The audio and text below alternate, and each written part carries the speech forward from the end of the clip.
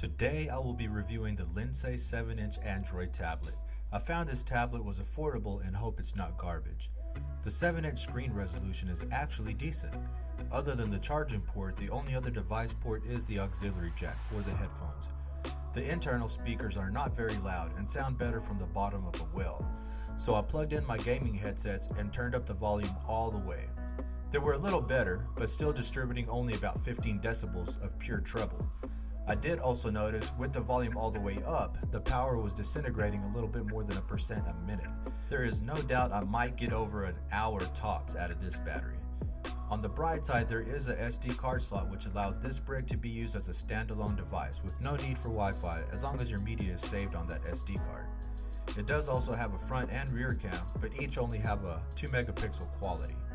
Software-wise, the operating system architecture runs the Android 4.1 Jelly Bean, which will have that familiar interface all Android users are used to seeing.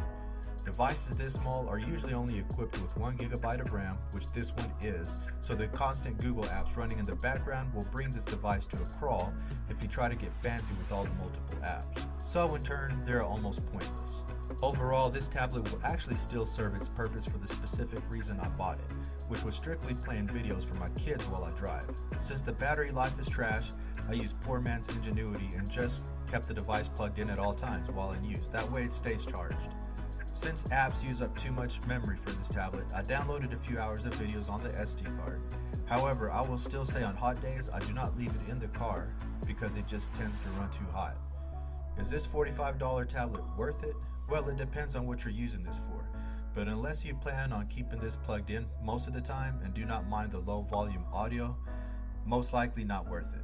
My overall suggestion would be to cut back on those monster drinks for a week and spend the extra $30 on the Amazon Fire.